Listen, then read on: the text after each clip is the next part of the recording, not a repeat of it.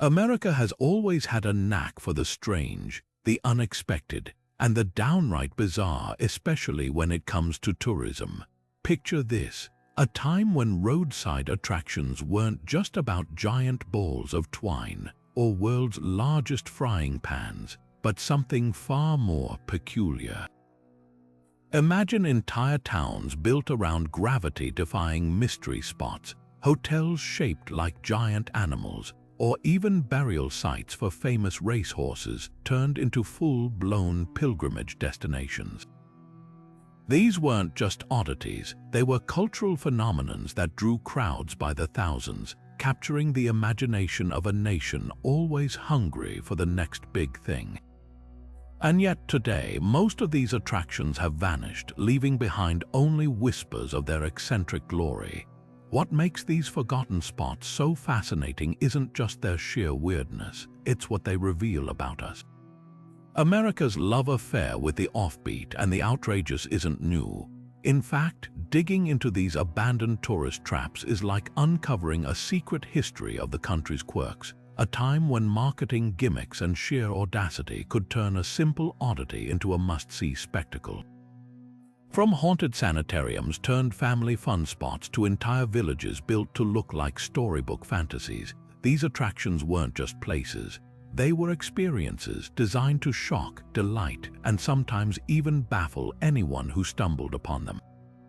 So why did they disappear? Some fell victim to changing tastes, others to the march of progress, and a few, well, let's just say their appeal wasn't exactly timeless.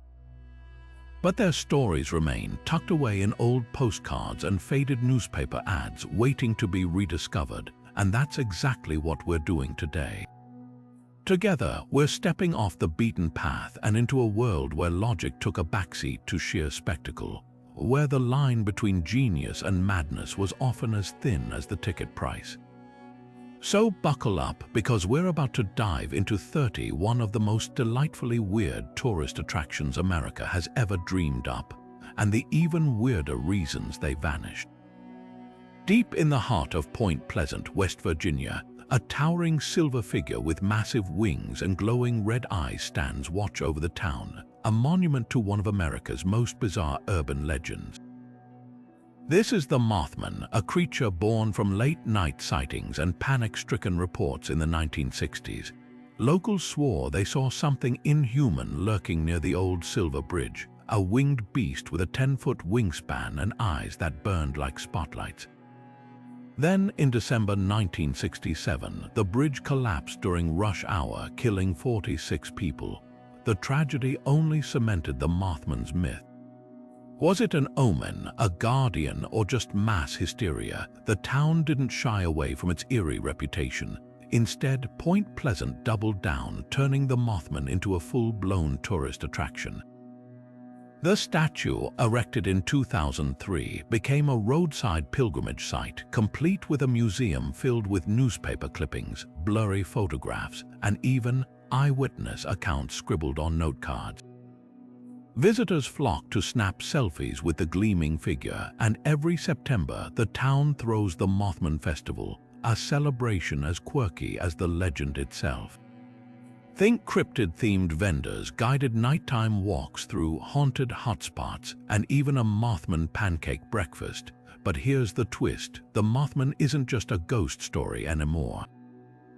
It's become a symbol of resilience. After the bridge collapse, Point Pleasant could have faded into obscurity. Instead, they embraced the strange, the unexplained, and built an entire identity around it. The statue isn't just a kitschy photo op. It's a reminder that sometimes the stories we fear can become the very things that save us, or at least put us on the map. Just when you think America's weirdness couldn't get any more extreme, along came a place where the laws of physics seemed to take a coffee break. Nestled in the redwoods of Santa Cruz, California, the mystery spot opened its doors in the 1940s, promising visitors a mind-bending experience where water flowed uphill, chairs balanced on two legs, and people stood at impossible angles without falling over. Advertised as a gravitational vortex, this circular patch of land became an instant sensation. tapping into post-war America's fascination with the paranormal and the unexplained. The gimmick was simple but brilliant. Guided tours led groups into a tilted cabin built on a hidden slope, where optical illusions made it seem like gravity had gone haywire. Balls appeared to roll upward, brooms stood on their bristles, and visitors leaned sideways at 45 degrees, laughing as their bodies defied common sense. The owners leaned hard into the pseudoscience, claiming the spot was a portal of cosmic energy, or maybe even a crashed UFO's doing. Scientists, of course, rolled their eyes. It was all clever perspective tricks and disorienting architecture, but that didn't stop families from lining up for decades to feel like they'd stepped into a cartoon universe. What's wild is how the mystery spot outlasted its own era. While other mid-century roadside attractions crumbled into obscurity, this place clung to life by embracing its own cheesiness. Today, it's less about convincing anyone of supernatural forces and more about leaning into the retro charm. The original hand-painted signs still hang overhead. The tour guides deliver the same hokey patter their grandparents might have used. And yes, it's now a goldmine for Instagrammers chasing that perfect, defying gravity selfie. The mystery spot never pretended to be high art. It was always about the joy of collective suspension of disbelief. And in a world that takes itself too seriously, maybe that's the real magic. If you ever find yourself driving through Cottonwood, Idaho, and spot a giant beagle looming on the horizon, don't worry, you haven't stumbled into a surreal children's book. That's just the Dog Bark Park Inn, a 2-story bed and breakfast shaped like an enormous grinning dog. Built in 2003 by chainsaw artists Dennis Sullivan and Francis Conklin, this quirky lodging isn't just a novelty, it's a labor of love. The couple carved every shingle, every window frame, even the interior furniture, all with a single theme: dogs. Guests climb a staircase tucked in the dog's neck to reach a cozy loft bedroom behind its floppy ears, while outside, smaller carved canines dot the property like a playful pack frozen mid-bark. At first glance, it's pure whimsy, but there's something oddly sincere about it. This isn't just a gimmick, it's folk art on a monumental scale, proof that passion projects can become destinations. Now cross the country to Margate City, New Jersey, where a 6-story elephant named Lucy has been standing sentinel since 1881.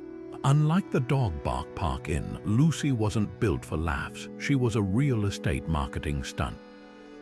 Developer James Lafferty dreamed her up to lure buyers to the then desolate shoreline, betting that a colossal pachyderm would spark curiosity, and it worked. Built from wood and tin, Lucy's hollow belly housed a sales office where pitches were made beneath her creaking metal ribs. But when the land sold and Lucy's purpose faded, she could have been demolished. Instead, she became something rarer, a survivor. Saved by preservationists in the 1960s, Lucy is now a National Historic Landmark, her weathered frame restored and her interior transformed into a museum. Visitors climb a spiral staircase in her leg to peer out through glass eyes at the Atlantic, a view unchanged for over a century. What's fascinating is how these two attractions, separated by time and purpose, share the same secret: durability through absurdity. The Dog Bark Park Inn thrives because it leans into its niche with heart, while Lucy's sheer audacity cemented her as irreplaceable. One was born from artistry, the other from capitalism, yet both outlasted their eras by refusing to be forgotten. They remind us that in America, even the silliest ideas can become landmarks if they're bold enough to stick around. Hidden in the quiet outskirts of Homestead, Florida, stands a sprawling stone fortress so bizarre it defies explanation. This is the Coral Castle, a labyrinth of towering coral rock sculptures, each weighing multiple tons, carved and arranged by one man, Edward Leedskalnin, with nothing but hand tools and sheer stubborn will. Born in Latvia in the late 1800s, Leedskalnin arrived in America heartbroken after being jilted by his 16-year-old fiancée.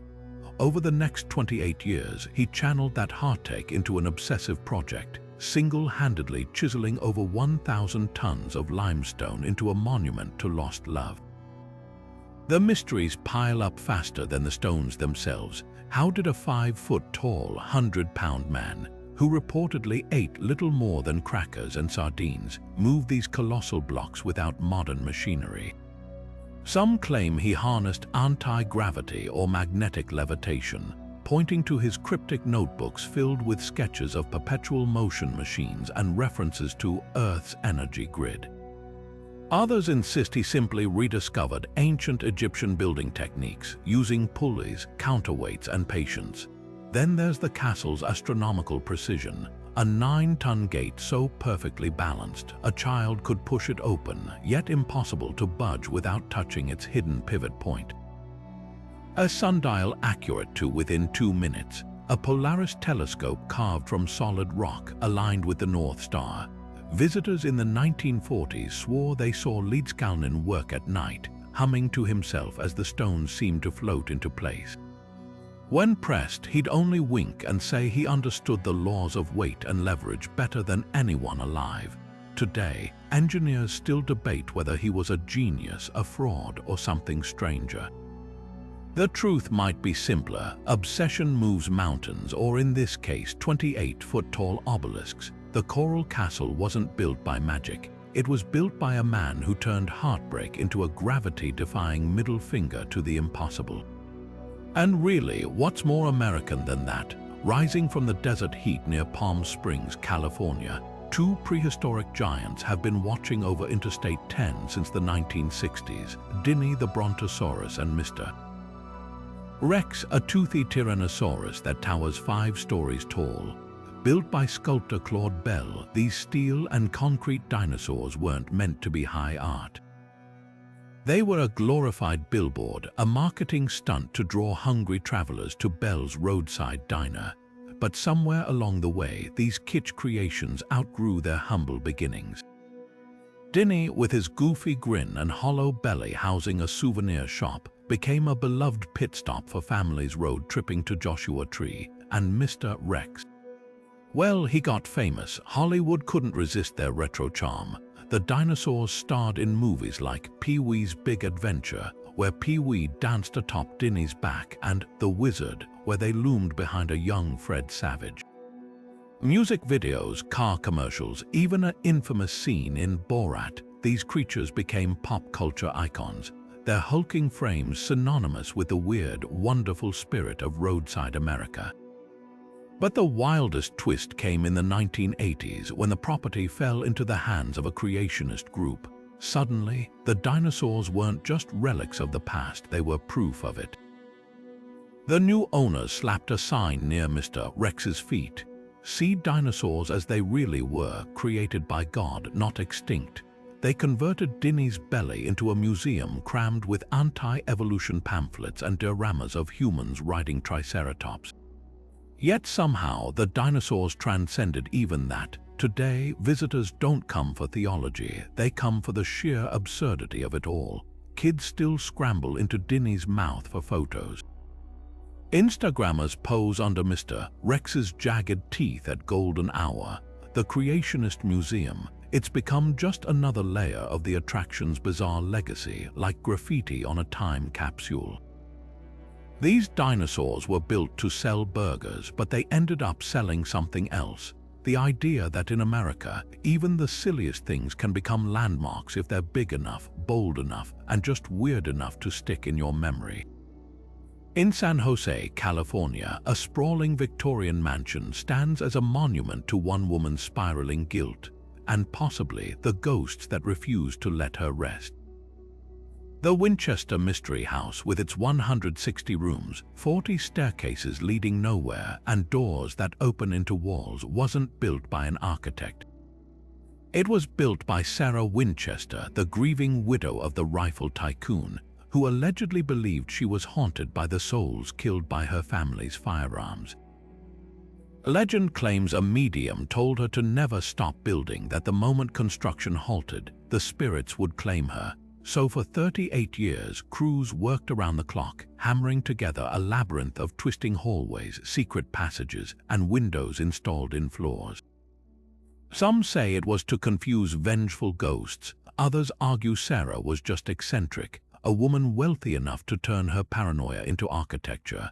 Either way, the result is a house that feels alive, creaking, shifting, full of whispers. Tour guides love pointing out the door to nowhere on the second floor, a chilling metaphor for Sarah's endless construction.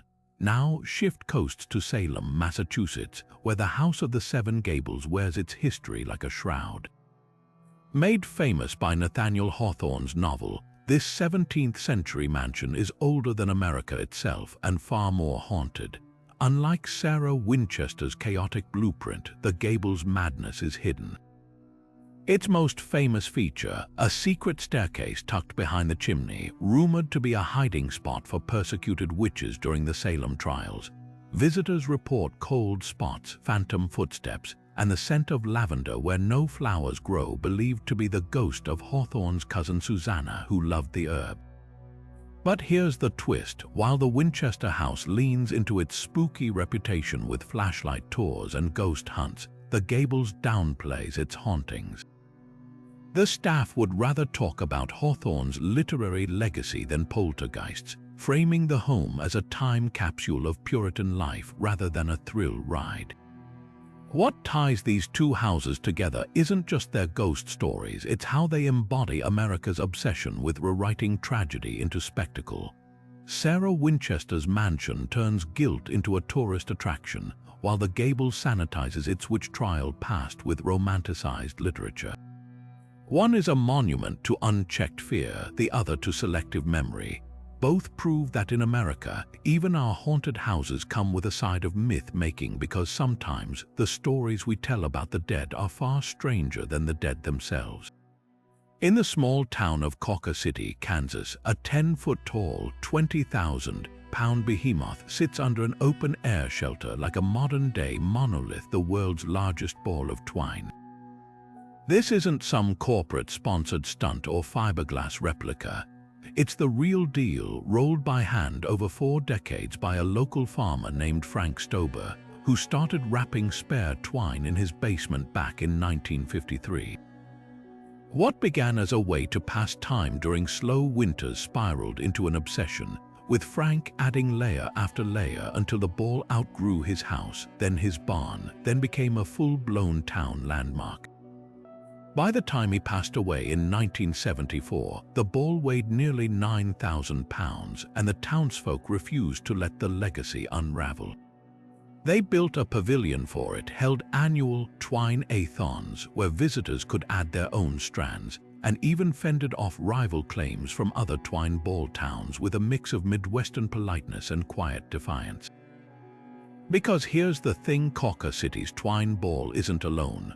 Over in Darwin, Minnesota, another ball, this one encased in glass, claims to be the largest built by one man, a title its creator, Francis Johnson, earned by spending 4 hours a day for 29 years rolling twine in his backyard. Meanwhile, Lake Nebagamon, Wisconsin, boasts a ball started by a janitor named James Frank Cotra, who famously quipped, "I just didn't like throwing things away." The competition is fierce, but Cawker City's open invitation for tourists to contribute gives it an edge. There's something deeply human about that, a relic not just of persistence but of communal pride. Road trippers have turned these twine balls into pilgrimage sites, but their appeal goes beyond novelty. They're monuments to a peculiarly American brand of determination, where boredom and stubbornness collide to create something inexplicably grand.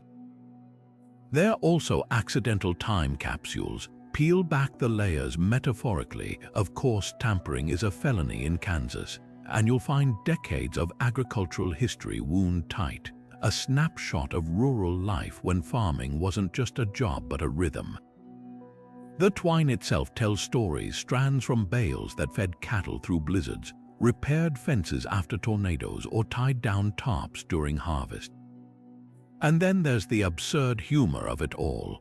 Weird Al Yankovic immortalized Cawker City's ball in a song, and the town leans into the kitsch with twine-themed souvenirs and an annual festival featuring what else a twine toss.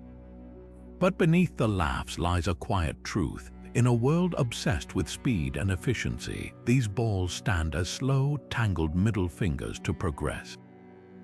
They're proof that glory doesn't always come from winning races. Sometimes it comes from sitting in a shed, rolling string for 30 years and letting the world come to you. Deep in the backroads of northeastern Oklahoma, where the trees press close and the night air hums with crickets, an eerie glow has been flickering along a stretch of dirt road for over 2 centuries. Locals call it the Hornet Spook Light, a floating orb, sometimes white, sometimes amber, that dances just above the ground before vanishing into the darkness. The first recorded sightings date back to the early 1800s, when Choctaw and Cherokee travelers spoke of a spirit lamp guiding lost souls. Settlers later claimed it was the ghost of a murdered miner swinging his lantern in search of vengeance. By the 1940s, curiosity turned the dirt path into a carnival. Couples parked their cars for midnight dates, teenagers dared each other to touch the light, and enterprising locals sold tickets to spook light tours from the beds of pickup trucks.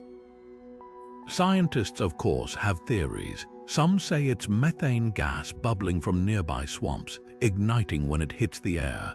Others blame piezoelectricity pressure from tectonic faults sparking quartz in the soil. The most persistent explanation: simple headlights refracted through layers of humid air, distorted by the rolling terrain into something otherworldly. The U.S. Army Corps of Engineers even conducted a study in the 1960s, concluding the light was likely car headlights from a highway 12 miles away. But here's the catch: the spook light was reported decades before cars existed. The real magic isn't in the explanations, it's in the devotion. Every weekend, diehards still gather at the old viewing spot, clutching cameras and EMF detectors, hoping to catch the glow on video.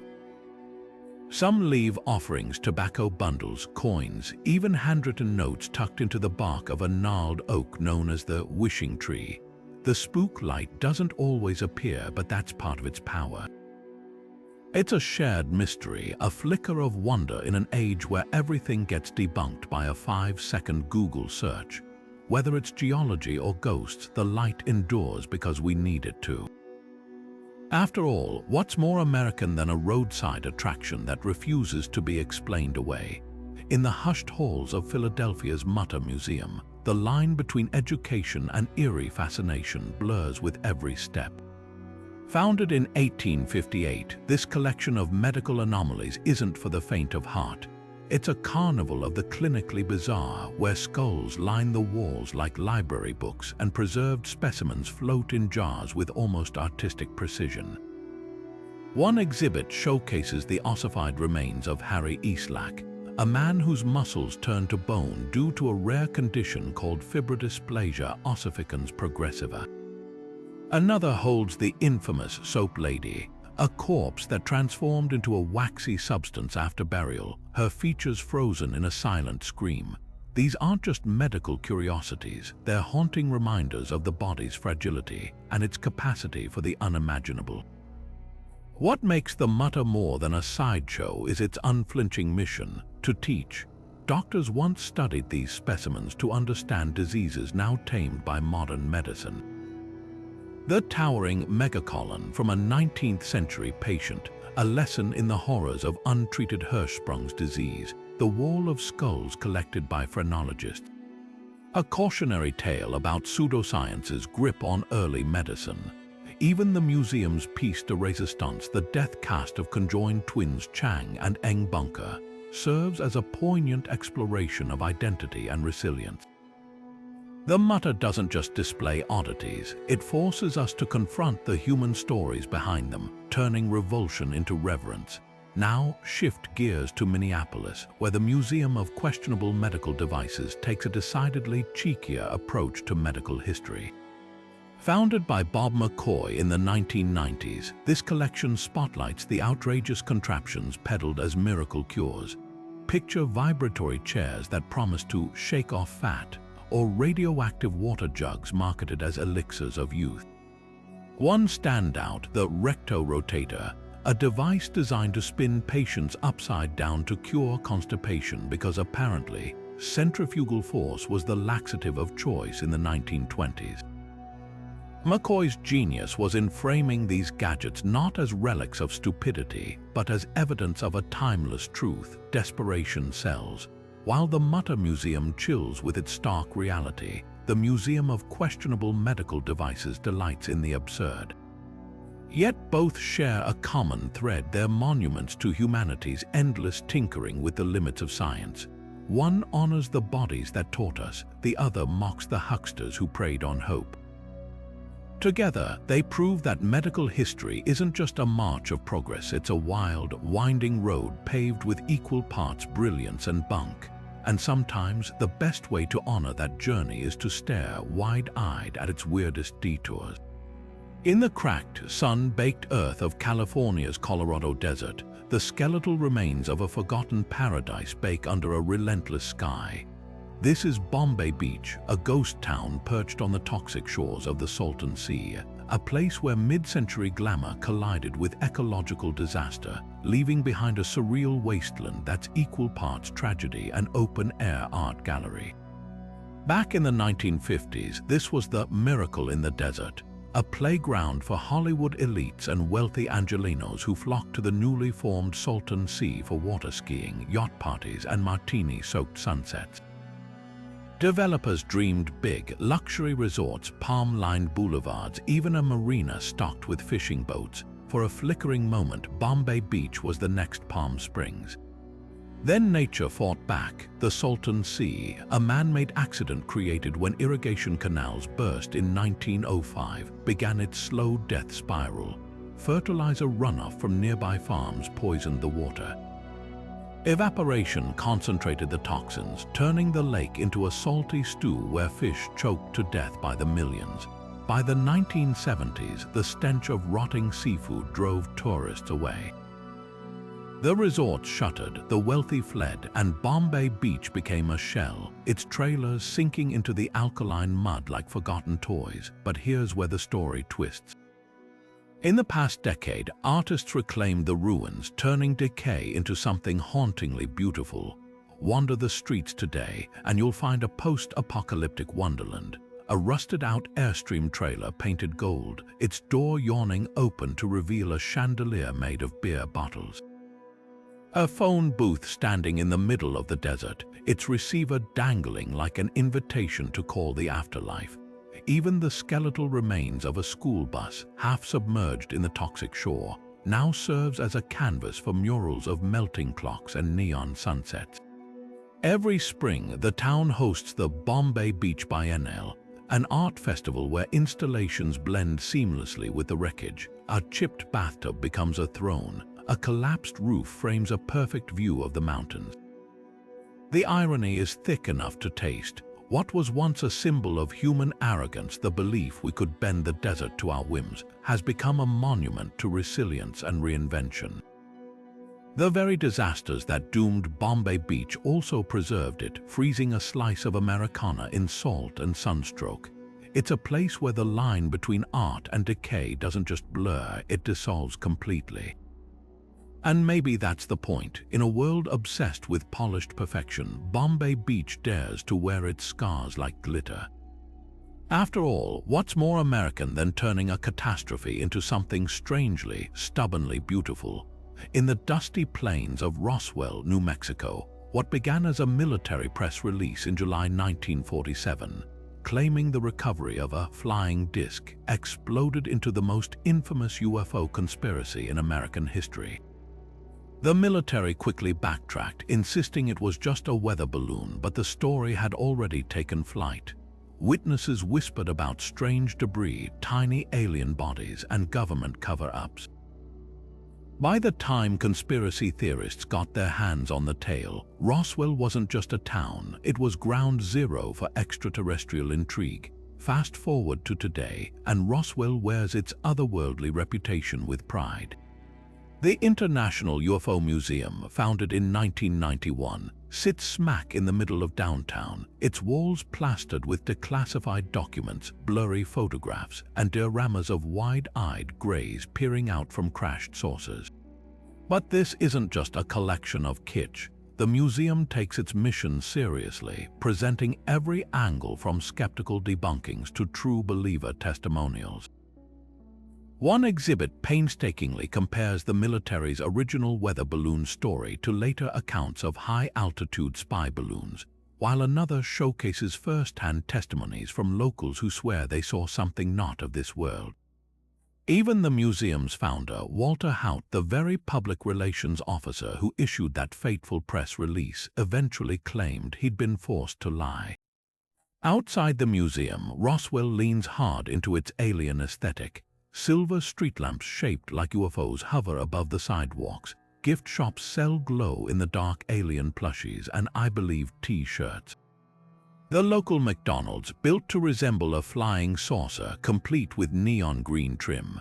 And every July, the town hosts the Roswell UFO Festival, where thousands of visitors don tinfoil hats for costume contests, attend lectures by self-proclaimed UFOlogists, and scour the night sky for flashes of unexplained light. Yet beneath the carnival atmosphere lies a deeper tension. For some, Roswell's transformation is a survival story, a town that turned military secrecy into economic opportunity. For others, it's a cautionary tale about how easily myth can eclipse fact. Even the museum walks this tightrope, offering a platform for both scientific scrutiny and wild speculation.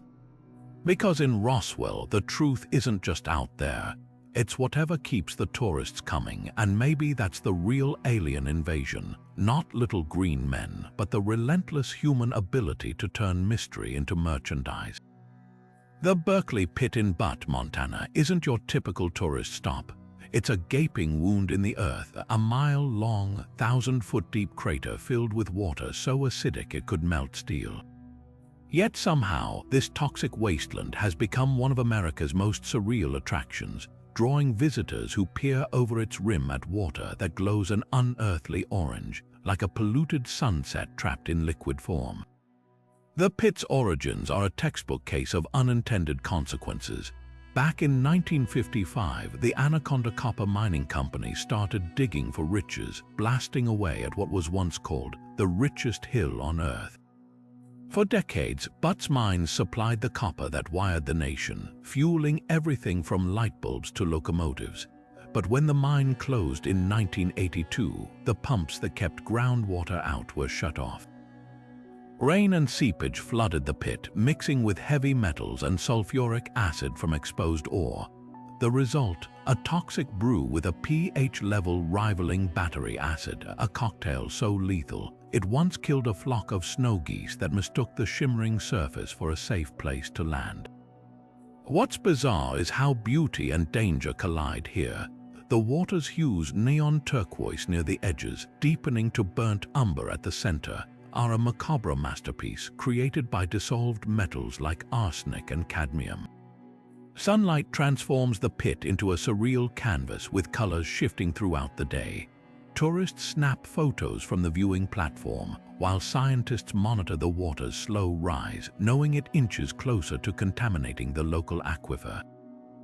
Butte's relationship with the pit is complicated. Some see it as a monument to the town's gritty resilience, others as a cautionary tale of environmental neglect. The pit even has its own gift shop, selling ironic souvenirs like Berkeley Pit Lemonade, mix mercifully non-toxic. And then there's the art. Local musicians have written folk songs about it, while photographers flock to capture its eerie grandeur. The Berkeley Pit forces an uncomfortable question. When does a disaster become a destination? Maybe it's the human instinct to stare into the abyss, or the perverse allure of something so defiantly unnatural. Either way, this toxic pit isn't just a relic of industry, it's a mirror, reflecting our own fascination with the places where progress went terribly, terribly wrong. Somewhere along the empty highways of North Dakota, where the prairie stretches uninterrupted for miles and the sky swallows the horizon whole, a series of hulking metal giants rise from the wheat fields like mechanical titans frozen mid-stride. This is the Enchanted Highway, a 32-mile stretch of road dotted with the world's largest scrap metal sculptures, each one more gloriously absurd than the last. The brainchild of retired teacher Gary Greff, this open-air gallery began in the 1990s as a desperate bid to lure travelers to his dying hometown of Regent. Armed with welding torches and sheer stubbornness, Greff taught himself metalwork, then single-handedly erected wonders like geese in flight, a 4-story flock of steel birds straining toward the sky, and Deer Crossing, where antlered silhouettes leap over the road in eternal suspension. The Piece de Resistance Tin Family, a 50-foot-tall group of stick-figure farmers welded from oil drums, their spindly arms outstretched as if welcoming visitors to the middle of nowhere. What's remarkable isn't just the scale, but the loneliness of it all. These sculptures stand guard over near-deserted roads, creaking in the wind as tumbleweeds bounce past their feet. Greff didn't just build art, he built a roadside David and Goliath story, one man's quixotic crusade against rural decay. And somehow it worked. Busloads of tourists now detour through Regent, snapping photos with Fisherman's Dream, a leaping steel trout the size of a school bus, or grasshoppers in the field, where giant insects loom over picnic tables like something from a B-movie.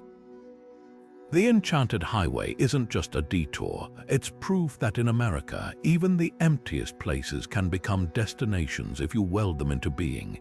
Now, shift gears 300 miles south to Alliance, Nebraska, where another prairie outsider decided to one-up the ancients.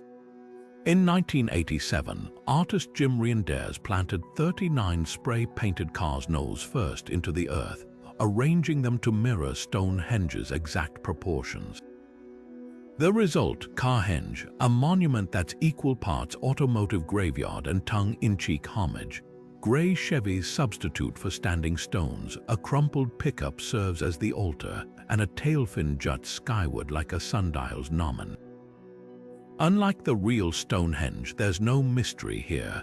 Reinders built it as a memorial to his father, a farmer who loved both archaeology and junk heaps. But the joke took on a life of its own. Purists scoffed, but Nebraskans embraced the absurdity. When locals threatened to tear it down as an eyesore, tourists rallied to save it. Today, Carhenge has sprouted satellite sculptures, a car art preserve, where visitors gawk at a scrap metal dinosaur dubbed the Carnotasaur and a mosaic Volkswagen covered in shattered CDs. There's even a summer solstice celebration where crowds gather to watch the sunrise align perfectly through a windshield framed by 2 rusted Cadillacs. What ties these two places together isn't just their remoteness or their scrap metal DNA, it's their creators' shared defiance. Greff and Reinders didn't wait for permission or polish. They saw emptiness and filled it with towering, unapologetic weirdness. One fought obscurity with grandeur, the other mocked it with a wink. And in doing so, they proved that in America's flyover country, the most unforgettable landmarks aren't always the ones history gave us. Sometimes they're the ones someone welded together in their backyard. On the rocky coast of Massachusetts, just north of Boston, lies a stretch of shoreline that doesn't just welcome visitors, it sings to them. Manchester by the Sea's singing beach has been baffling tourists since the 1800s, not with crashing waves or pristine sand, but with an eerie, high-pitched squeak that erupts underfoot with every step. Walk across it on a dry day, and the ground emits a sound like a chorus of tiny violins, a phenomenon so uncanny it sparked centuries of wild theories, from ghostly pirates to submerged crystals. But the truth is even stranger. The secret lies in the sand itself, almost pure quartz worn by millennia of tides into perfectly spherical grains. When dry, these tiny spheres act like microscopic ball bearings, sliding against each other with such precise friction that they generate vibrations. Think of it like rubbing your finger along the rim of a wine glass, only nature's doing it on a massive scale. The effect isn't unique to this beach. Others in California, Scotland, and even the Gobi Desert share the trait, but few are as reliable or as loud. Locals swear the best songs come in late summer when the sand is parched and the grains move freely, unburdened by humidity. Of course, that hasn't stopped the tall tales. For years, treasure hunters insisted the squeaks were echoes of Captain Kidd's buried gold humming beneath the dunes. Others claimed it was the ghosts of shipwrecked sailors, their whispers amplified by the quartz. Even scientists initially struggled to explain it, with one 1883 newspaper article speculating the beach was electrified by subterranean currents. The reality is less romantic but no less magical, a quirk of geology that turns an ordinary stroll into a symphony. Today, the beach leans into its legend. Visitors shuffle their feet like amateur conductors, trying to coax out the loudest notes, while kids sprint down the shoreline, giggling as the sand shrieks beneath them. There's even an unspoken competition to find the sweet spot, a patch near the high tide line where the pitch climbs highest. But the real charm isn't just the novelty. It's the reminder that even in a world where everything feels explained, nature still has a few surprises tucked away. Like a beach that can't help but hum along to the rhythm of your steps. Nestled in the rolling hills of western Pennsylvania, there's a stretch of road where the laws of gravity seem to take a coffee break. Welcome to Gravity Hill, a place where cars left in neutral mysteriously roll uphill. Water flows backward, and even the trees appear to lean at impossible angles. Visitors flock here to test the phenomenon firsthand, parking at the designated spot, shifting into neutral, and watching as their vehicles inch their way up the incline as if tugged by invisible hands. It's a mind-bending experience that's earned the hill a reputation as one of America's most bewildering roadside attractions. But the real magic, it's all a brilliantly convincing optical illusion.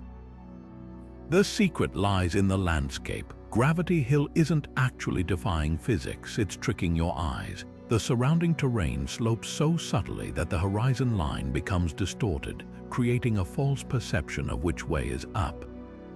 With no clear reference points like trees or buildings to anchor your perspective, your brain gets fooled into seeing the gentle downhill slope as an uphill climb. Scientists call this a gravity hill, and there are hundreds of them worldwide, but Pennsylvania's version has something extra. A ghost story thick enough to fog your windshield. Legend claims the hill is haunted by the spirits of children who died in a tragic school bus crash decades ago. Locals whisper that their restless ghosts push cars uphill to prevent another accident, or maybe just to mess with the living. Some visitors report phantom hands pressed against their bumpers, while others swear they've seen tiny footprints in the dust behind their cars. The tale changes with every telling, but one thing's certain: it's turned Gravity Hill into more than just a curiosity. It's a stage where science and superstition collide, where rational explanations feel just a little less satisfying than the idea of spectral babysitters lending a hand. What's fascinating is how willingly we play along. Even when we know it's an illusion, there's still a thrill in watching the impossible happen right in front of us. Maybe that's why places like Gravity Hill endure, not because they're miraculous, but because they remind us how fun it is to be fooled. After all, in a world where everything can be explained with a quick Google search, there's something deeply human about wanting to believe, even for a moment, that magic might still be hiding in the bends of a back road. And if that magic comes with a side of ghost story, well, that's just the cherry on top. Tucked away in the quiet suburb of Altadena, California, there's a house where rabbits have taken over, not the living, hopping kind, but a dizzying army of plush toys, figurines, salt shakers, and snow globes. This is the Bunny Museum, a shrine to all things lagomorph, curated by Candace Frazee and Steve Lubansky, a couple whose love for rabbits spiraled into a Guinness World Record-breaking obsession. What started as a sweet inside joke Gifting each other bunny-themed trinkets snowballed into a collection so vast, it spilled out of their cabinets, overran their shelves, and eventually demanded its own dedicated museum space. The numbers alone are staggering, over 30,000 rabbit-related items crammed into every nook and cranny. Glass-eyed plush bunnies stare from ceiling racks. Ceramic rabbits in tutus and top hats line the walls. There's a bunny-shaped waffle iron, bunny-printed toilet paper, even a framed portrait of the couple dressed as 18th century aristocrats, with rabbits of course. But this isn't just a hoarder's paradise, it's a labor of love with a backstory as tender as it is whimsical. Candace and Steve began collecting in the 90s as a way to celebrate their shared affection for the animals, adopting real rescue rabbits along the way. Their first figurine, a tiny glass bunny, multiplied like, well, rabbits, each new addition a testament to their relationship. Visitors stepping inside are met with a sensory overload of floppy ears and cottontails. The air hums with the faint squeak of plush toys underfoot, while shelves groan under the weight of vintage bunnykins, china, and novelty Pez dispensers. The museum's piece de resistance, a wall of autographed bunny memorabilia, including a signed photo of Hugh Hefner, naturally, and a thank you note from a local children's hospital that received donated bunny toys. What makes the Bunny Museum more than just a quirky pit stop is its emotional heartbeat. For Candace and Steve, the collection is a living scrapbook of their life together. Each item a tiny chapter in a story that's equal parts romance and ridiculousness. They've hosted weddings in the backyard where brides carry bouquets of rabbit-shaped confetti, and every Easter, the museum becomes a pilgrimage site for families and bemused road trippers. But here's the twist: the Bunny Museum isn't just about the objects. It's a celebration of the joy that comes from leaning all the way into what makes you happy, even if it baffles everyone else. In a world that often dismisses passion as eccentricity, Candace and Steve turned their obsession into a destination, proof that sometimes the weirdest collections are really just love letters in disguise. And really, what's more charming than a place where devotion isn't measured in grand gestures, but in 30,000 tiny, cotton-tailed tokens of affection? In the heart of Las Vegas, where the desert sun bleaches everything bone white, lies a cemetery unlike any other. A sprawling field where the ghosts of old Vegas flicker back to life at dusk. The Neon Boneyard, a 2-acre graveyard of vintage signs, is a time capsule of the city's gaudy, glittering past. Here, the skeletal remains of casinos long since imploded. The Stardust, the Sahara, the Moulin Rouge stand shoulder to shoulder, their broken bulbs and cracked glass tubes whispering stories of a Vegas that existed before smartphones and selfie sticks. By day, the signs are just relics: a giant silver slipper from the Silver Slipper Gambling Hall, the curving letters of the Lucky Cuss Motel, a rusted martini glass from the long-gone cocktail lounge. But when night falls and the museum switches on its carefully restored pieces, something magical happens. The old neon crackles to life, casting pools of ruby and sapphire light across the sand, and for a moment, the Rat Pack's Vegas flickers back into existence. What makes the Boneyard special isn't just the nostalgia, it's the way it reframes decay as art. These signs weren't saved because they were valuable. They were rescued from dumpsters and demolition sites by preservationists who saw beauty in their battered frames. Even the unrestored pieces have a poignant charm: bullet holes from drunk gamblers, layers of sun-faded paint, and the occasional bird's nest tucked into a letter O. The Boneyard doesn't hide the wear and tear, it celebrates it, turning rust into a kind of glitter. Visitors don't just see signs, they see the soul of a city built on reinvention, where even the trash gets a second act. Now drive 1,500 miles east to St. Louis, Missouri, where chaos and creativity collide in a towering, ever-evolving labyrinth called the City Museum. Imagine a 10-story funhouse dreamed up by a mad genius with a welding torch and a bottomless supply of recycled junk. This isn't a museum in any traditional sense. It's a playground for the imagination, where salvaged bridges, airplane fuselages, and even 2 abandoned school buses dangle from the roof like a jungle gym designed by Dr. Seuss. Founder Bob Casserly, a sculptor with a child's sense of wonder and an engineer's precision, spent the 90s welding together bits of old factories, sewer pipes, and construction scraps into something that defies description.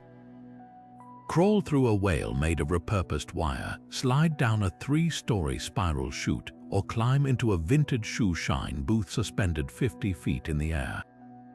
Nothing is labeled, nothing is off-limits, and nothing makes logical sense, and that's the point. The Neon Boneyard and the City Museum might seem like polar opposites, one a carefully curated tribute to the past, the other a gleeful middle finger to convention, but they share a secret superpower. They turn junk into joy.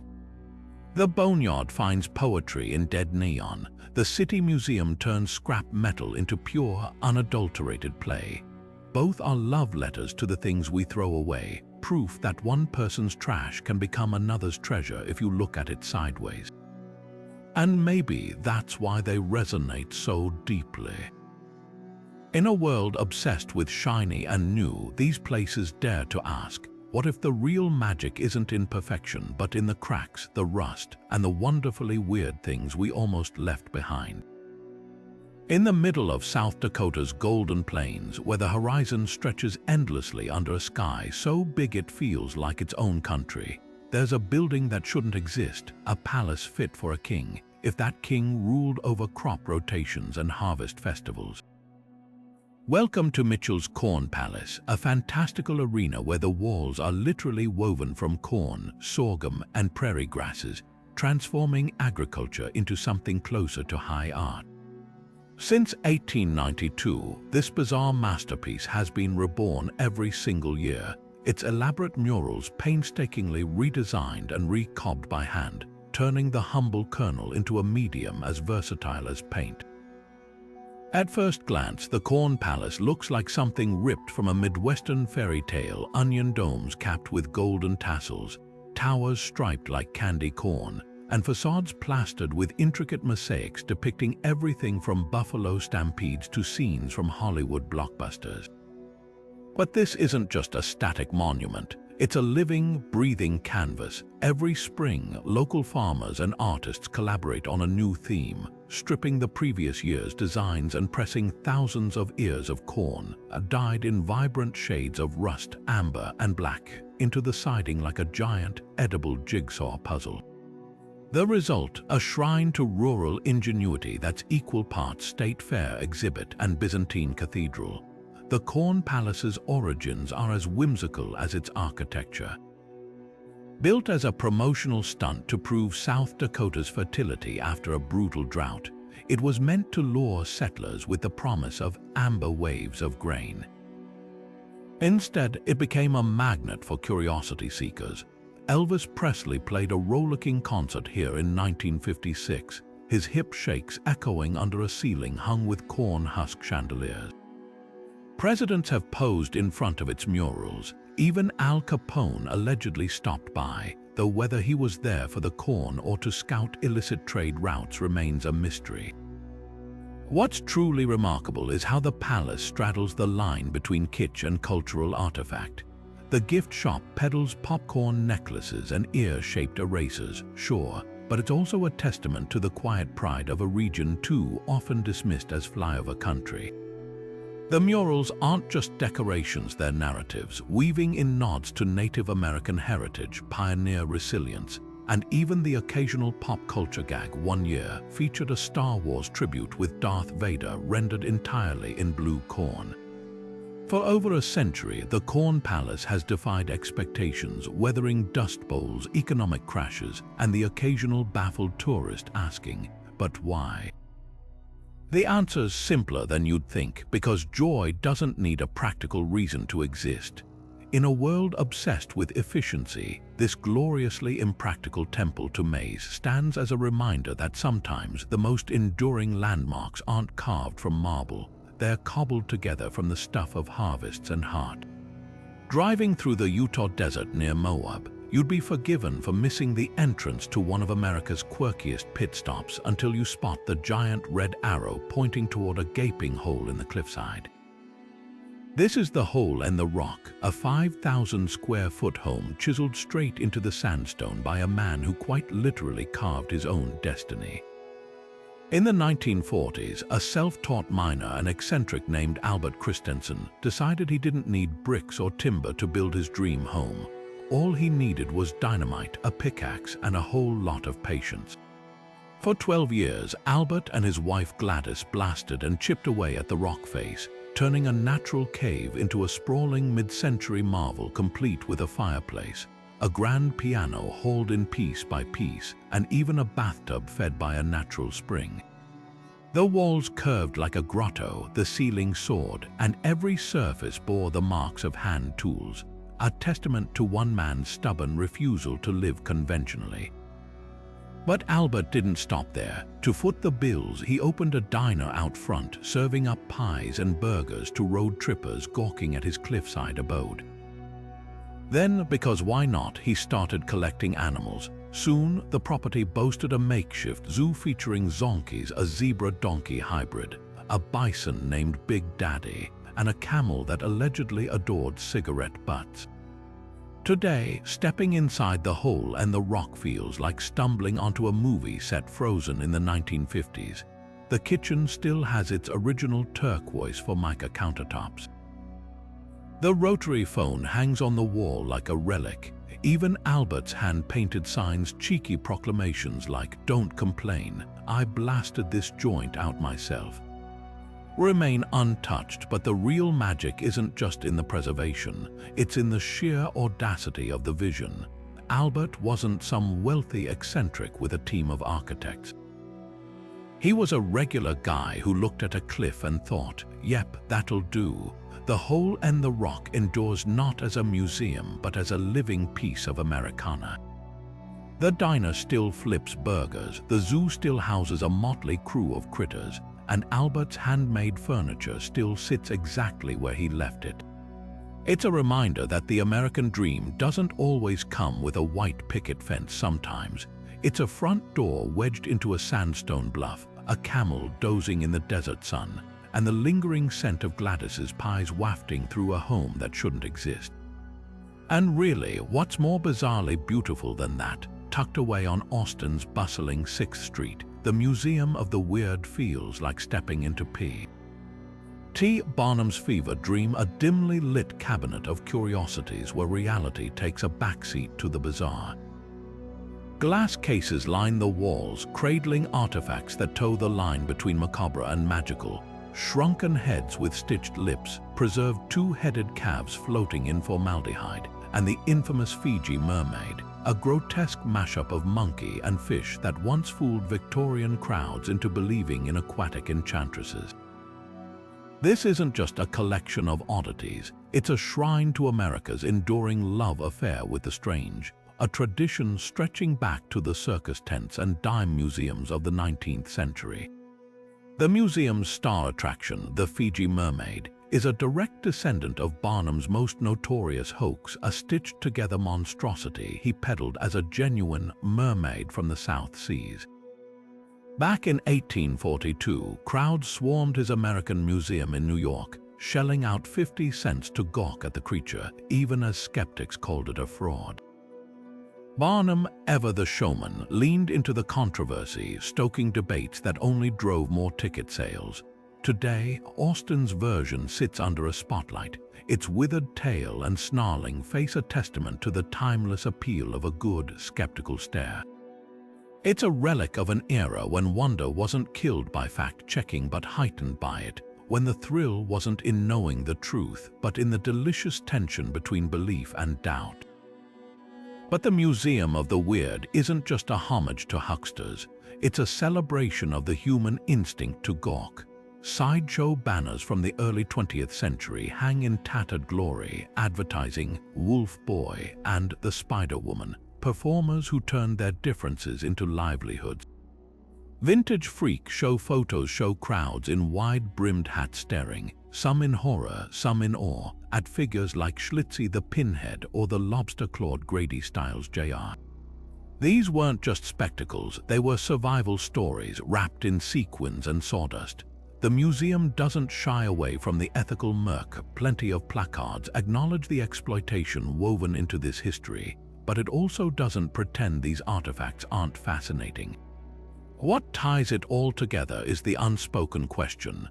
Why do we keep coming back? Maybe it's the same impulse that made Victorians queue up for mermaids and mummies, the need to feel, even for a moment, that the world is stranger than our routines suggest. Or maybe it's the thrill of confronting the grotesque in a safe space, where the shrunken heads stay behind glass and the two-headed calf can't blink back. Either way, the Museum of the Weird understands its audience better than most. It doesn't just display oddities, it stages a conversation between skepticism and wonder, letting visitors walk out a little less sure of where the line between them lies. And in a world drowning in explainable algorithms, that uncertainty might be the rarest artifact of all. Deep in the heart of Plano, Texas, tucked between a laundromat and a nail salon, lies a temple to humanity's most revered six-legged roommate, the Cockroach Hall of Fame. What began as a tongue-in-cheek marketing ploy by pest control magnate Michael Bowden in the 1980s has blossomed into a surreal ode to the bugs we love to hate. The star attraction, dozens of roaches frozen in tiny dioramas, dressed as historical figures and pop culture icons. There's Elvis Presley's roach pelvis thrust forward under a microscopic sequin cape. Mona Rocha smirks from her miniature frame, while Rochule Lincoln delivers the Gettysburg Address from a matchbox podium. Each specimen is preserved under acrylic, their tiny costumes hand-stitched with unsettling precision. A wedding dress here, a cowboy hat there, all crafted by Bowden's wife. The genius of the exhibit isn't just its absurdity, it's the way it flips revulsion into reluctant admiration. The Hall of Fame doesn't pretend roaches aren't pests. Bowden's pest control ads still play on a loop, but it dares you to laugh at them. Visitors leave not with nightmares, but with souvenir T-shirts boasting, "I survived the Cockroach Hall of Fame." It's a masterclass in turning fear into farce, proving even the creepiest critters can become celebrities if you give them a tiny top hat. Now drive 90 minutes south to San Antonio, where retired plumber Barney Smith turned a lifetime of clogs and callouts into something unexpectedly poetic, the Toilet Seat Art Museum. For over 40 years, Barney transformed discarded seats into canvases, amassing over 1,400 pieces of functional folk art. Each seat tells a story. Some commemorate historic events, think 9/11 tributes painted on porcelain. Others showcase local pride, a Spurs championship rendered in glitter. And a few are just gloriously weird, a seat adorned with doll heads, their blank stares greeting visitors like a surreal welcome committee. Barney's garage-turned gallery became a pilgrimage site for road trippers and art collectors alike, drawn to his quirky blend of craftsmanship and whimsy. He'd personally guide tours, spinning tales about each seat, how one was signed by a celebrity, another crafted from a seat salvaged from Elvis's private jet. The museum wasn't just about the art, it was about the man who saw beauty where others saw waste.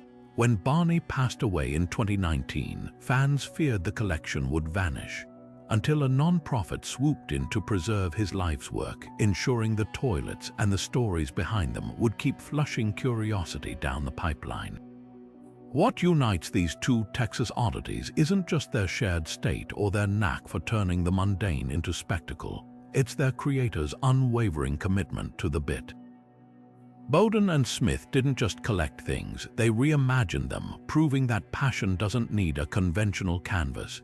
Whether it's a roach in a tutu or a toilet seat splashed with acrylics, the lesson's the same.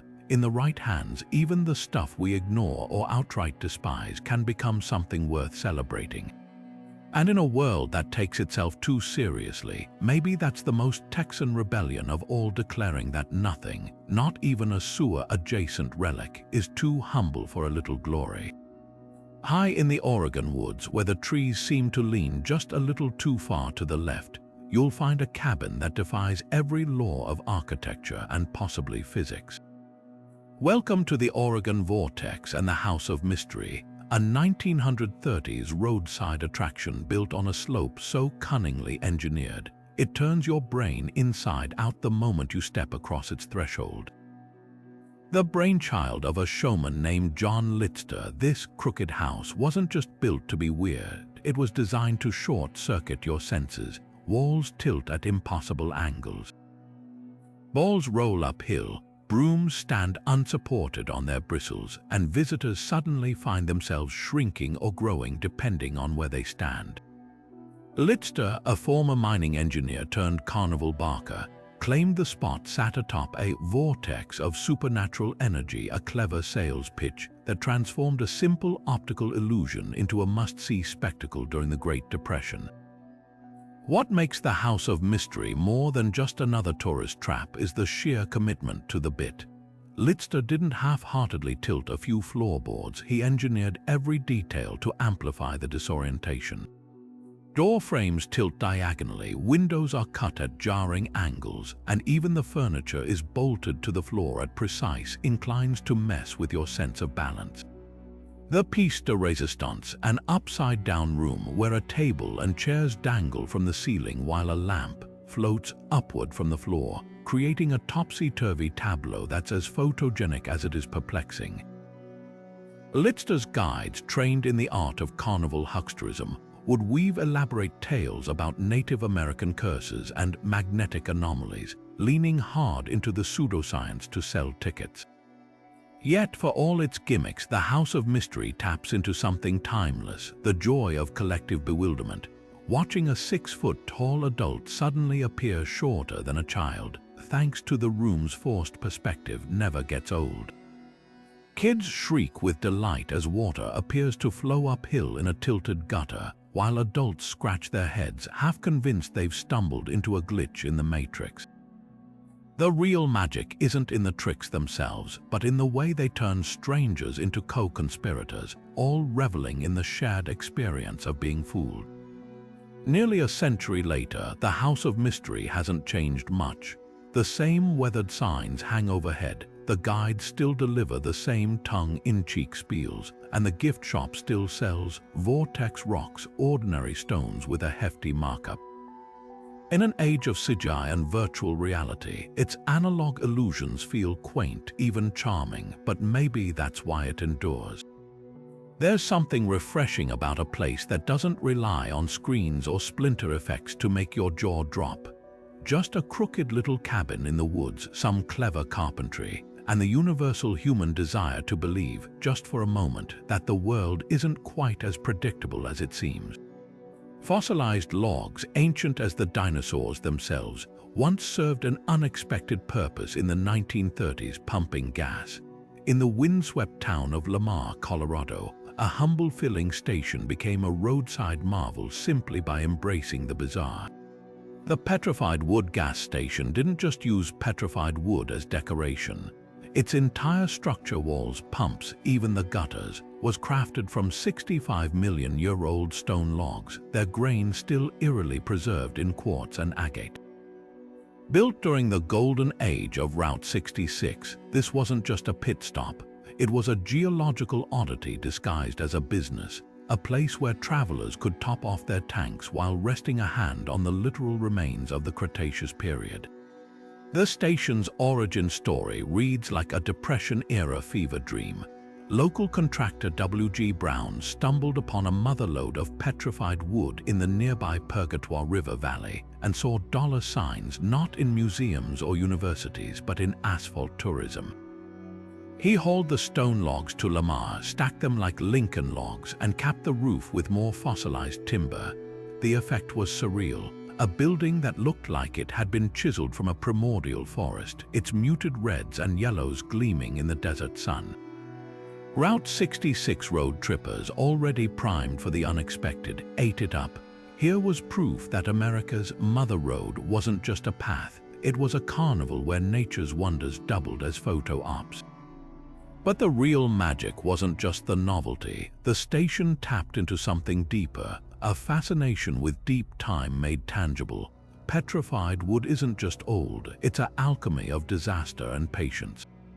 These logs were buried by volcanic ash millions of years ago, their organic cells slowly replaced by minerals until they turned to stone. Holding a piece feels like holding a paradox. It looks like wood, weighs like rock, and carries the weight of epochs. The gas station didn't need placards or tour guides to explain that. Drivers pulling in for ethyl gas or a Nehai soda got a crash course in geology just by leaning against the walls. Like so many Route 66 relics, the station nearly vanished when Interstate 25 bypassed Lamar in the 1960s. But in a twist worthy of its own legend, it was saved, not by historians, but by a local chiropractor who bought it on a whim. Today, restored to its former glory, it stands as both a museum and a time capsule. The original gas pumps still gleam under their vintage logos, and the walls, now polished by decades of curious hands, glow like amber under the Colorado sun. What's remarkable isn't just that this place exists, but that it ever did. In an era before Instagram or Yelp, the station thrived purely on word-of-mouth wonder. It's a testament to a time when road trips weren't about efficiency, but about stumbling upon the inexplicable, a gas station built by time itself, waiting patiently in the high plains to remind passers-by that the world is far stranger and far older than our road maps suggest. And in that way, it's more than a relic. It's a fossilized piece of American curiosity, preserved against all odds. Rising from the flat Illinois farmland like a beacon of pure, unapologetic Americana, the world's largest ketchup bottle isn't just a water tower.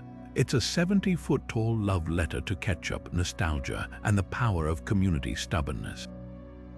Built in 1949 by the Brooks Tomato Products Company in Collinsville, this towering steel structure was originally just a clever marketing ploy, a way to advertise their Brooks Cup brand while storing 60,000 gallons of water. For decades, it loomed over Route 159, its bulbous glass bottle shape and bright red label fading into the landscape like a quirky local secret. Then in the 1990s, time nearly called last call on this condiment colossus. Rust had eaten through its seams, and demolition crews stood ready to wipe it from the skyline like a stray smear on a diner plate. But Collinsville wasn't about to let their beloved bottle bite the dust. A grassroots group of citizens, equal parts historians and hopeless romantics, rallied to save it, launching the Ketchup Bottle Restoration Project with the kind of fervor usually reserved for saving Civil War battlefields. They scraped together over $80,000 through bake sales, T-shirt campaigns, and donations from ketchup lovers nationwide. Heinz even chipped in, despite the tower's original ties to a rival brand. By 1995, the bottle gleamed once more, its ruby red paint restored, its iconic 5-7 label, a nod to Heinz's legendary 57 varieties slogan, recapturing its mid-century charm. Today, the ketchup bottle isn't just standing, it's thriving. Every July, Collinsville throws a festival in its honor, complete with hot dog eating contests, ketchup-themed art installations, and a blessing of the bottle ceremony led by a local reverend in a chef's hat. The surrounding parking lot transforms into a shrine to all things tomato, with vendors slinging ketchup-flavored cotton candy and vintage recipe books. Diehards can even snag limited edition merch, from bottle-shaped Christmas ornaments to apron screen printed with the tower's silhouette. What makes this monument so endearing isn't its size or its silliness, it's the way it defies the usual fate of roadside Americana. Unlike so many mid-century oddities that crumble into obscurity, the ketchup bottle survived because a town refused to let go of something that made them unique.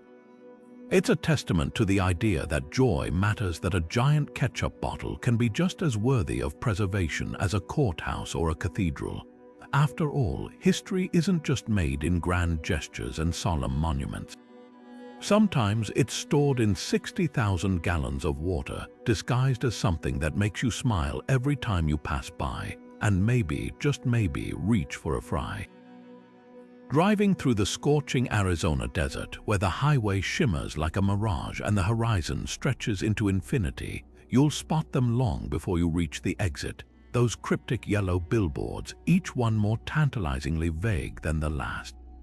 The thing, what is it? They demand in bold, blocky letters. Mystery of the desert. You gotta see it to believe it. For mile after mile, they pull you in like a campfire ghost story, promising something just beyond explanation. By the time you roll into the dusty parking lot off Interstate 10, curiosity has clawed its way under your skin. You're not buying gas, you're not stretching your legs. You're here for answers, and then you walk inside. The reality of the thing is both underwhelming and strangely perfect. Housed in a nondescript metal shed behind a Dairy Queen, this decades-old roadside attraction is less about the destination and more about the delicious absurdity of the journey. The exhibit itself, a dimly lit maze of glass cases displaying a hodgepodge of oddities that feel like they were plucked from a grandmother's attic after she'd binge-watched unsolved mysteries. There's a shrunken head, allegedly real, probably not, a mummified mother and child dubbed the mystery of the desert, and a collection of rusted antique cars that may or may not have belonged to famous outlaws. The centerpiece, a peculiar diorama featuring let's call it a creature, a vaguely humanoid figure slumped in a fake desert cave, its origins left deliberately murky. Here's the genius of the thing. It knows exactly what it is. This isn't the Smithsonian. It's not even trying to be. The charm lies in the sheer commitment to the bit, the way it leans into the cheesiness of its own premise, turning anticlimax into an art form. You came expecting a revelation, and what you get is a gloriously low-budget cabinet of curiosities that feels like it's winking at you the whole time. The real thing isn't in the display cases, it's the collective shrug of thousands of visitors who paid their $3, scratched their heads, and left with a story they'd tell for years. And maybe that's the point. In an age where every mystery is a Google search away, the thing survives as a relic of a time when the unknown was half the fun. It's a reminder that sometimes the joy isn't in the answer. It's in the miles of desert highway, the unanswered questions, and the shared laughter of realizing you just fell for the oldest trick in the book. So yeah, is it worth the stop? That depends. If you're looking for a life-changing revelation, keep driving. But if you want to play along with a piece of classic roadside hucksterism, to step into a joke that's been running since the 1950s, well, pull over. After all, you gotta see it to almost believe it. What makes America's weirdest tourist attractions so unforgettable isn't just their oddity, it's the stories they tell about us. These places are more than just oddball pit stops. They're snapshots of a nation that's never been afraid to embrace the bizarre, the audacious, and the downright inexplicable. Whether it's a gas station built from petrified wood or a water tower shaped like a ketchup bottle, each one represents something uniquely American. A mix of entrepreneurial hustle, DIY creativity, and the unshakable belief that if you build it weird enough, they will come. These attractions weren't crafted by focus groups or corporate committees. They were born from stubborn visionaries who looked at a patch of desert, a quiet stretch of highway, or a lonely hillside and thought, what this place needs is a 50-foot dinosaur. And that's the magic of it. These sites blur the line between art and advertisement, between passion project and publicity stunt. Some, like the Corn Palace or the Neon Boneyard, turned practicality into spectacle, proving that even something as humble as crop murals or old signs could become cultural landmarks. Others, like the Winchester Mystery House or the Oregon Vortex, thrived on mystery, leaning into the human love for a good unanswered question. Then there are the ones that defied categorization entirely, like the Cockroach Hall of Fame or the Toilet Seat Art Museum, remind us that joy doesn't need a reason to exist. But here's the bittersweet truth. For every surviving attraction, dozens have vanished, swallowed by time, changing tastes, or the relentless march of progress. That's what makes the ones still standing so precious. They're not just relics, they're rebellions against a world that's increasingly polished, predictable, and algorithmically optimized. They're proof that wonder doesn't have to be high-tech or expensive sometimes. It's as simple as a ball of twine or a tilted cabin in the woods. So here's your challenge: go find them. Take the detour, stop at the giant thing wrapped in mystery billboards, support the mom and pop oddities still clinging to life along forgotten highways. Because these places aren't just stops on a map, they're living conversations between the past and the present, between the people who built them and the people who keep showing up. And who knows, maybe you'll stumble upon the next great American weirdness waiting to be discovered.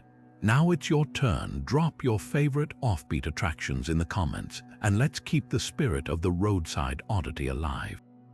After all, the next world's largest something is out there, and it's not going to build itself. America's forgotten tourist attractions didn't vanish overnight. They slipped away, one bypassed highway and shifting trend at a time. Take the rise of the interstate highway system in the 1950s and 60s. Suddenly, families racing cross-country could zip from coast to coast without ever slowing down for a town like Hydro, Oklahoma, home of the now demolished Lucille's gas station, where a singing cowboy once serenaded road-weary travelers. The interstates didn't just move traffic faster, they rerouted curiosity, leaving Main Street oddities to wither like unwatered roadside flowers. Then there's the fickleness of pop culture. The mid-century craze for mystery spots and UFO-themed diners thrived on post-war optimism and atomic-age wonder.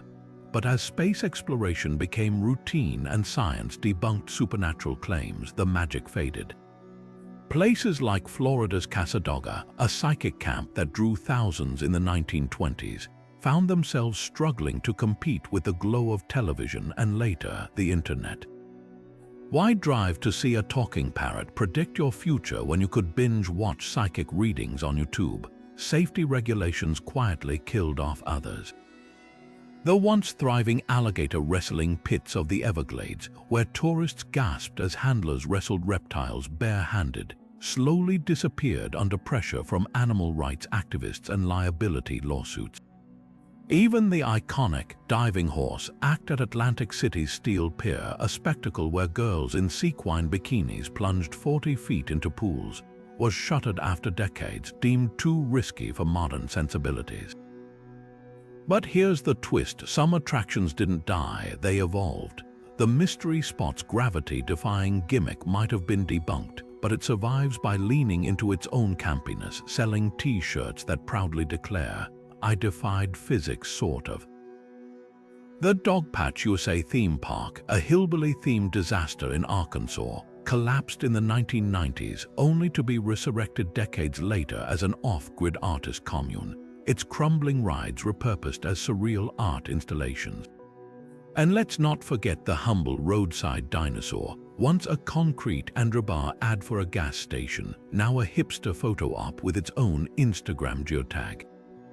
The most resilient attractions share one trait: they tapped into something timeless. The world's largest ball of twine isn't just about twine, it's about the human need to leave a mark, however quirky. The Neon Boneyard thrives because nostalgia never goes out of style. Even in a digital age, we still crave tangible weirdness, the kind you can touch, photograph, and puzzle over with friends in a dusty parking lot. The failures, they bet on gimmicks that couldn't outrun progress. The survivors, they stopped trying to be mysteries and became mirrors instead, reflecting our endless appetite for wonder, one giant ketchup bottle at a time.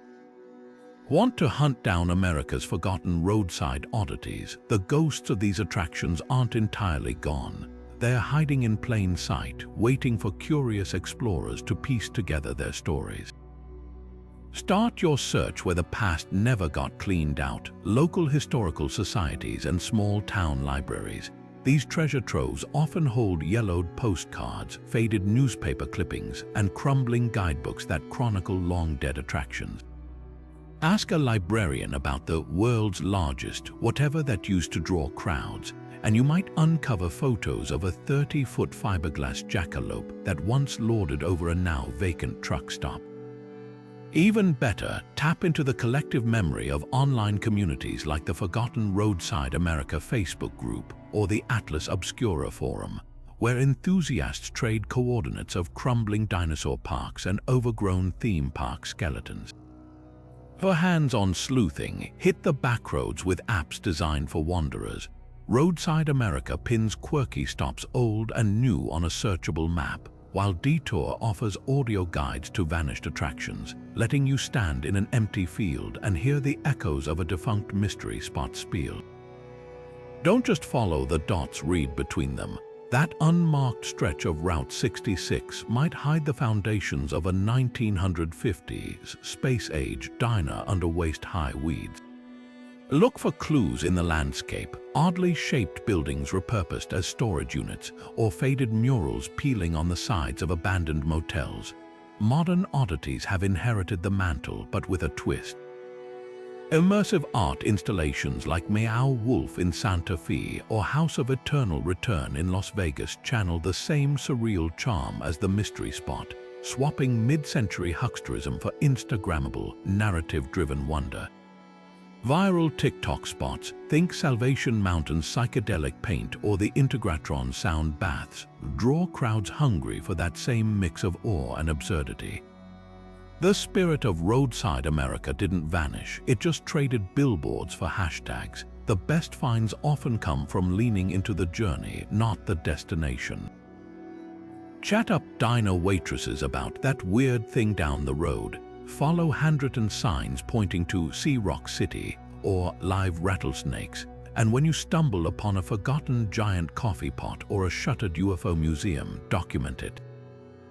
Post it, keep the story alive, because the next generation of weirdness depends on those willing to turn down the unmarked dirt roads and ask, what the heck was that?